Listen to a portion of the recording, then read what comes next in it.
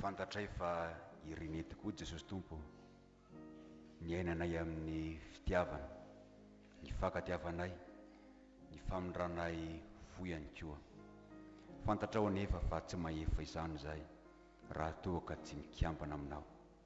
Ianao lay fitiavana, ianao lay famindrapo. Ny izany dia tehirizo mandrakariva eo aminao zay. Ampahirezo, havaozy ny fonay fanay masonao mba hahafahanay miaina amin'ny famindrapo tahaka n'Andriamanitra rainay. Sotronao zay Jesosy, ny amin'ny fotoana izay hahafahanay mihaino anao kehitriny, ianao no angatahana hiteny aminay araka ny fombanao. Amin'ny anarana masina sy mavonjy no izany. Amen. Ampifaliana ry havana ny ara-panantsika rehetra tratr'izao alahady faha-efatra manaraka ny trinité zao. Ny tenin'Andriamanitra izay anjarantsika amin'ity maraina ity dia hitantsika ao Mateo toko fahadimy andininy fahavalo amby telopolo ary mitsahatra eo amin'ny andininy faharoa amby efapolo. Mateo toko fahadimy andininy fahavalo amby telopolo ary mitsahatra eo amin'ny andininy faharoa amby efapolo. Toy izao ny vakin'izany anaran'i Jesosy. Hoy Jesosy: efa renareo fa voalaza hoe maso zolo maso ary nify zolo nify. Fa izaho kosa milaza aminareo hoe aza manohitra izay manisy ratsy anao, fa nazovy no mamely tahamaina ny takolaka ao ankavanana, atolory azy koa ny akany anankiray. Ary izay te hiady aminao ka tahaka ny akanjo anao, dia avela ho azy koa ny lambanao. Ary nazovy no anery anao andeha maily ray, mandehana miaraka amin'ny maily roa. Omeo izay mangataka aminao, ary aza laza mihodina izay te sambotra aminao. Amen. Ray masino, manamasinana amin'ny fahamarinana, ny teninao ny fahamarinana. Amen. Ry fiangonana malala, ho aminareo mandrakariva ny fiadana sy ny fahasoavana avy amin'Andriamanitra raitsika sy Jesosy Kristy Tompontsika. Amen. Mangataka ny ankizy rehetra hitsangana.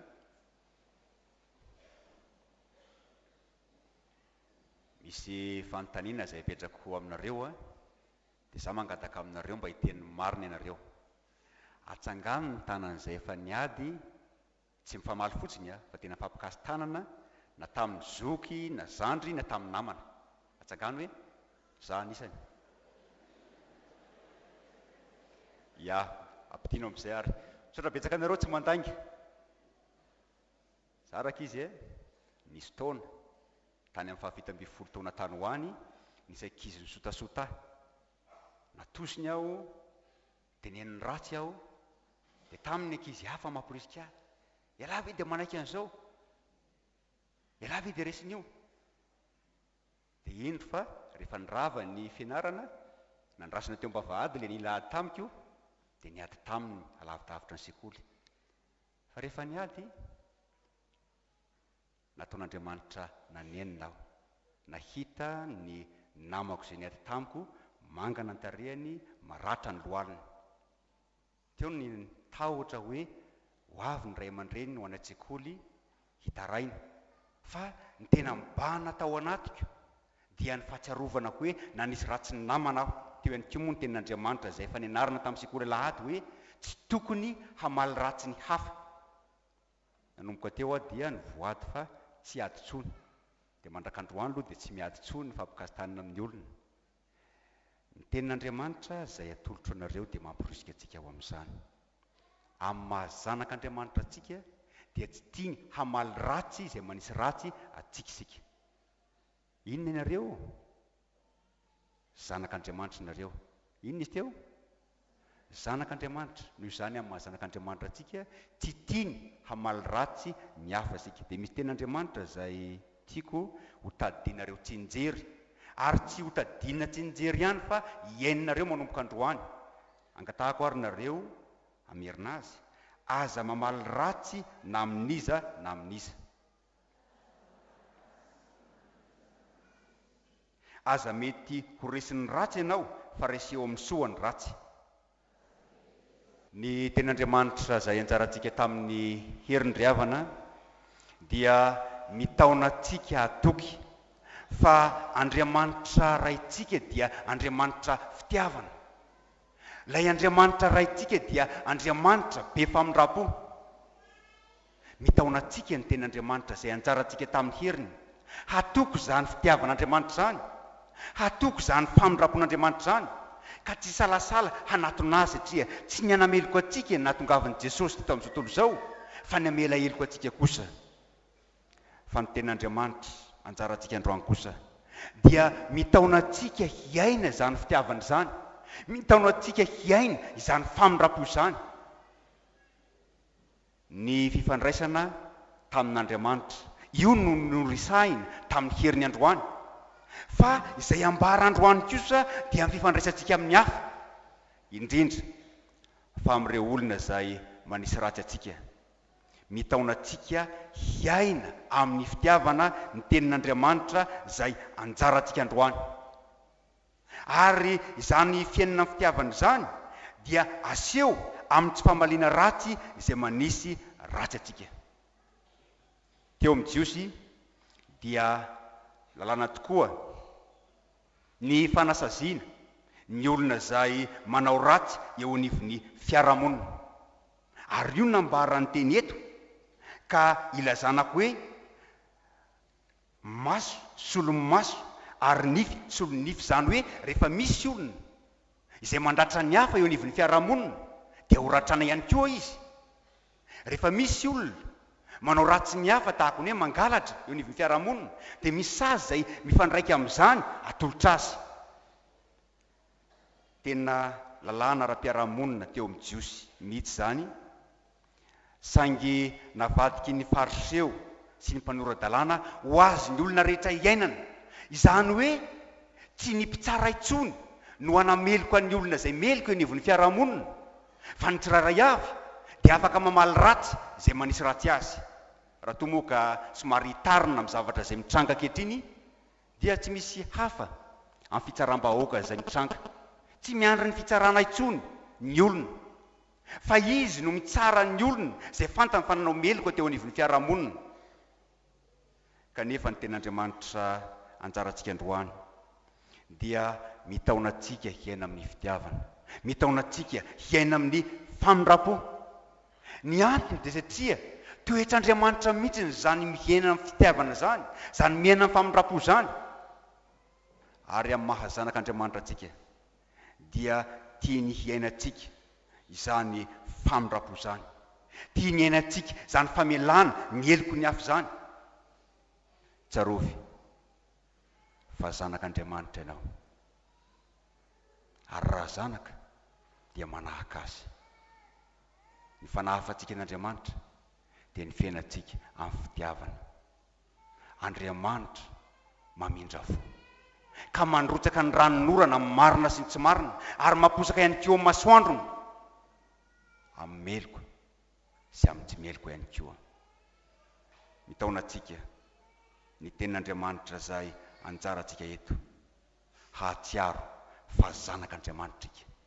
I Paoly apôstôly dia manambara izany amin'ny epistily izay soratany, ka milaza izy hoe ny fanahy dia miara-milaza amintsika fa zanak'Andriamanitra ika ary zany tokoa isika. Ny nofontsika, ny fihetseham-pontsika ary ny hafa ihany koa mazana dia mitaona antsika ho amin'ny fankalana, ho amin'ny fahatezerana, mitaona antsika hamaly ratsy izay manisy ratsy antsika. Fa ny tenin'Andriamanitra kosa dia mitaona antsika mba tsy hamaly ratsy izay manisy ratsy antsika, mitaona antsika mba hamindra fo amin'ireo olona izay hita fa tsy mendrika izany famindrapo izany.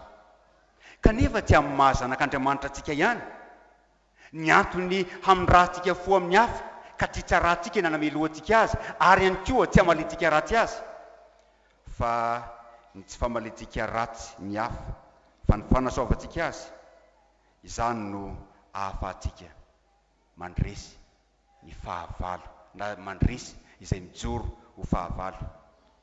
Ny fisainantsika olombelona dia mitovy amin'ity izay ambaran'ny Jesosy ity hoe raha manisy ratsy ahy, mamely ny takolako akavanana, ny akavanana sy ny akaviny sahaza ho valiny. Mangalatra ny zavatro, mihoatra avy roeny noho izany no tokony angalariko aminy.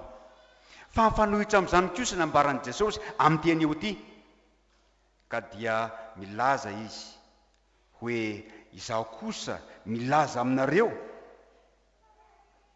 hoe aza manohitra izay manisy ratsy anareo, fa nazovo mamely tahamaina an-takolako ankavanana atolory azy koa ny anankiray, ary zay te hiady aminao ka te haka ny akanjonao dia avela ho azy ihany koa ny lambanao. Ary nazovy no aniry anao andeha maily ray, mandehana miaraka aminy maily roa. Jesosy mitaona antsika handresy ny faharatsiany amin'ny fanehona ny fahatsaratsika. Mazana misy eo anivon'ny fiarahamonina dia tsy mety mitsahatra ny ady, na anivon'ny tokantrano zany, na anivon'ny fiarahamonina zany, na eo anivon'ny firenena ihany koa zany, satria ny lalàna mipetraka eo anivon'ny fotom-pisainany rehetra dia ny hoe izay manisy ratsy ahy dia valiko ratsy ihany koa, ary zany fa maliko ratsy azy zany mety hafay azy ka tonga azy hitsahatra amin'izany faratsiny zany. Saingy isika rehetra dia miara-mahita fa vao maika mampitombo ny faharatsiana eo anivon'ny fiarahamonina zany, vao maika miteraka korotana zany, vao maika miteraka fisarahana zany, io zany dia ampahafantarin'i Jesosy antsika fa ny fomba ahafahana mandresy izay mijoro ho fahavalo dia ny fanehoana fitiavana ihany. Ny aiziny tsy resy ny aiziny, fa ny fahazavana ihany no afaka mandresy ny aiziny.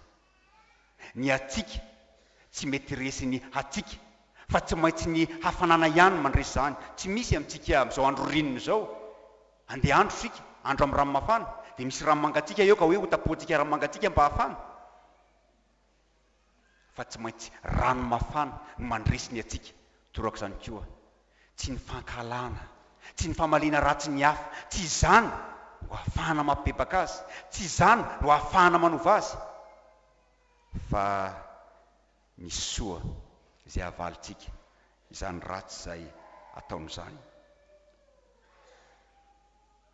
I Lotera dia manambara hoe raha ny ratsy izay ataontsika no hamaliana Andriamanitra atsika dia tsy misy amintsika ajoro, fa isaka ny 5 minitra ho Lotera dia ilatsahany varatra isika. Ary marina zany, satria ny fahamaliana tokoa no mendrika ao antsika. Saingy tsy takatry ny saina ny alehibe ny fitiavan'Andriamanitra, fa ny fahamaliana izay tokony ahatra amintsika no indro nahatrany tamin'ny zanan'ilay tokana, ny fahatezerana izay tokony niatra tamiko ary tokony niatra taminao ihany koa no indro nahatra n'Andriamanitra tamin'ny Jesosy zanany.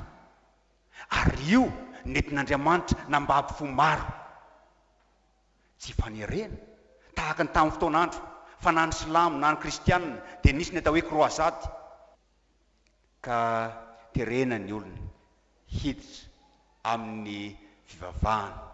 Fa ny fitiavan'Andriamanitra rery ihany, io no mambabo ny fon'ny olona, io no mahatonga azy hibebaka amin'ny fahotany. Taona vitsivitsy zay, maro ny dahalo izay natao hoe niova fo, ary nampiakanjona akanjo maitso izy ireo. Saingy aiza misy azy ireny ankehitriny? Tsy eo intsony. Ny antony satria noterena izy ireo mba hiova fo. Fa maro kosa ny hoany ireo dahalo izay nandreny tenin'Andriamanitra, nandreny fahasoavan'Andriamanitra, niova ary mandrak'androany. Raha toa ka mahita azy ianao dia hoe ianao hoe dahalo ve le rangaty taloha, mila tsy ampiana, satria babo ny fahasoavan'Andriamanitra izy. Andriamanitra izay tsy namaly azy araka ny ratsy izay nataony, Andriamanitra izay tsy namaly azy araka ny faharatsiany, fa Andriamanitra nandray azy, Andriamanitra namela ny heliny. Io ny ten'Andriamanitra ianarantsika amin'ny teny io ty. Io nampatsahivin'i Jesosy amintsika ny teny io ty, ka mitaona antsika izy mba tsy hiainany hoe maso olo maso, nify sy olo nify, fa mitaona antsika izy mba hiaina amin'ny fitiavana tokoa, ka mindra fo amin'ny namana izay manisy ratsy atsika. Aza manaiky ho resin'ny ratsy ianao, hoy ny ten'Andriamanitra izay nambara teo, fa reseo amin'ny soan'ny ratsy. misy ny tokantrano anoany ary mety misy amin'izany eto izay miaina ny tenin'Andriamanitra izay ambarantsika androany ka babony zany fitiavana nasehony ray zany ny anankiray. Tamin'ny fotoan'andro efa nitantaraiko teto, nisy vehivavy anankiray izay hitsakitsahany vadiny mandrakariva, dia hoy izy matsy ny mpanompon'Andriamanitra mama volavana hoe mila tsy tatiko intsony mama. Dia hoy mama taminy hoe rehefa avy miasa ny vadinao dia any ahoy fitiavana izy, anisan'izany ny fanasana tongony amin'ny rano mafana. Zany ve mama nefa nataony amiko dia mbola ataoko an'izany ihany izy? Saingy nataony ihany moa, fa zany fitiavana izay nasehony zany, zany famalina soa ny ratsy izay natao tamin'izany, nampiova ny fon'ny vadiny ary toraka izany koa eo anivon'ny fiarahamonina, eo anivon'ny mpiray-tam-po.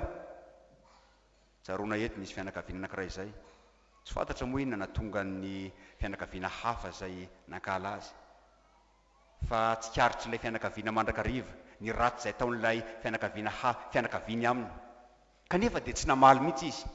Dia nisy fotoana nasainy ilay fianakaviana hafa, ilay fianakaviany, dia teo amin'ny latabatra nisy natrika teo tamin'izay, dia niteny ilay havana tamin'ilay ramatoa izay nanasa hoe menatra nareo zahay, betsaka ny ratsy izay nataonay taminareo kanefa tsy namaly ianareo, fa valianareo soa mandrakariva zany.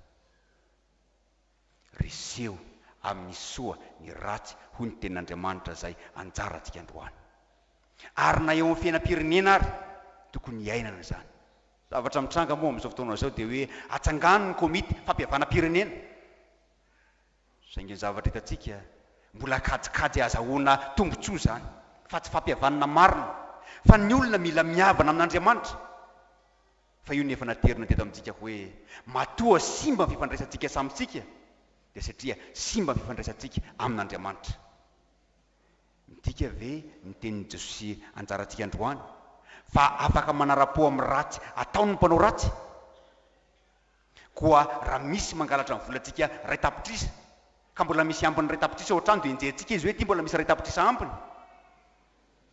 Na koa misy misetrasetra ny zanatsika anankiray, dia hoy isika hoe ity koa ny zanako anankiray ho setrasetra ao. Sia ny valiny. Matoa Andriamanitra nametraka ny mpitsara sy ny mpitandro filaminana izay ambaran'ny Paoly apôstôly fa mpanompon'Andriamanitra ihany koa. Tsy tiany anjaka eto anivon'ny fiarahamonina ny faharatsiana, tsy tiany anjaka ihany koa eto anivon'ny fiarahamonina ny tsy fahamarinana, fa ny tiany Jesosy ambara teny hoe aoka ianao tsy hamaly ratsy izay manisy ratsy ianao, aoka ianao hambabo ny fony hafa amin'ny fanehoana fitiavana aminy.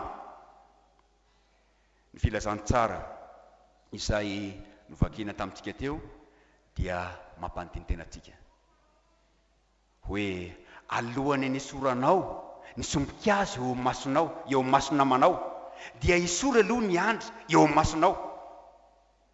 Izany hoe mba mandiniha tena aloha ianao, sao dia mba tsy mendrika ihany koa ianao, sao dia mba mpanota ihany koa ianao.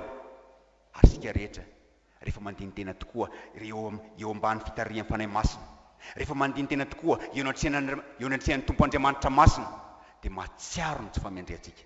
Ary zany no hahafahantsika tsy manameloko ny hafa, izany no mahatonga antsika tsy hamaly ratsy ny hafa. Ny teny izay novakina tamin'ny Isaia teo dia mitaona antsika hiainana amin'ny fitiavana, ka ilazan'Andriamanitra hoe tsy izao va ny fifadiana izay kasitrahako, dia ambarany eo fa nizara amin'ny mofontsika ho an'ny laona sy ny ampiatrano ny oro-manjenjena, ary ny anafitsika ihany koa izay hitantsika mitanjaka ka tsy hirombelona amin'ny namantsika isika. Izany hoe tsy mifady hanina ihany tsika tahaka ny ataony havantsika rehefa karemy. Tsy izany ihany nitakian'Andriamanitra amintsika, fa nitakiana amintsika dia ny hoe ny anjara hanina izay tokony ho antsika mba hizarantsika ihany koa amin'ny hafa. Saingy ny tenin'Andriamanitra izay novakina teo ihany koa dia maneho fa misy mahantra izay mila hiantrano eo manodidina antsika. Maro ny mahantra izay mangataka amintsika isan'andro eny an-dalana eny, sahirana, tsy manan-kaniko hohanina, tsy manan-kotafiana, torak'izany koa ny anaponja sy ny sisa rehetra saingy misy ihany koa ny mahantra ara-panahy, mahantra ara-panahy satria mahantra fitiavana. Ka dia hoy ny tenin'Andriamanitra izay mivakina tamintsika teo hoe tsy izao va ny fivadiana izay kasitrahako, dia ny amahany famatoran'ny faharatsiana sy anaboraka ny fehin'ny zioka hamahy ny famatoran'ny faharatsiana. Misy mahantra fitiavana manodidina antsika, ary izany mahatonga azy manenjika anao, izany mahatonga azy manisy ratsy anao. Ka na dia tsy mangataka aminao mivantana aza izy, dia hoy ny tenin'Andriamanitra hoe aza milaoza miodina izay mangataka aminao, aza ilozana miodina ny mangataka aminao. Fa manan-karena ianao, nomen'Andriamanitra harena ianao. Izany harena nomen'Andriamanitra anao maimaim-pony izany dia tsy inona fa ny fitiavana, tsy natao hofikirina izany, fa nataon'Andriamanitra ho zaraina. Nisy mariazy teto Maly dia inoko fa nahazo famemezana izy mivady, kanefa izany famemezana izany mazana dia apirimina ny vady izany, na apirimina ny amin'ny armoire izany. Fa ny famemezana izay tolotr'Andriamanitra antsika kosa tsy natao apirimina, tsy natao ho terezintsika, fa natao ho zaraina izany. Nomen'Andriamanitra fitiavana ianao, aoka ianao hizary izany amin'ny hafa. Namindran'Andriamanitra fo ianao, aoka ianao hamindra fo amin'ny hafa ihany koa, ka tsy hamaly ratsy ny ratsy na fanaratsiana ny fanaratsiana, fa reseo amin'ny soa ny ratsy, hoy ny tenin'Andriamanitra izay anjarantsika androany. Dia ny fanahy masina sy fanahy fitiavana ny hampahery antsika ka ahafahantsika miaina amin'ny fitiavana, ahafahantsika miaina amin'ny famindrapo tahaka n'Andriamanitra rentsika. Dia voninahitra ny ho n'Andriamanitra resana kary fanahy masina zay azy hatramin'ny taloha indrindra ka ho azy mandrakizay. Amen. Raisiny fitakiana. Ny fitiavan'Andriamanitra ray, ny fahasoavan'i Jesosy Kristy Tompo, ary ny firaisana fanahy masina ho aminareo rehetra ny hatramin'izao ko mandrakizay. Amen.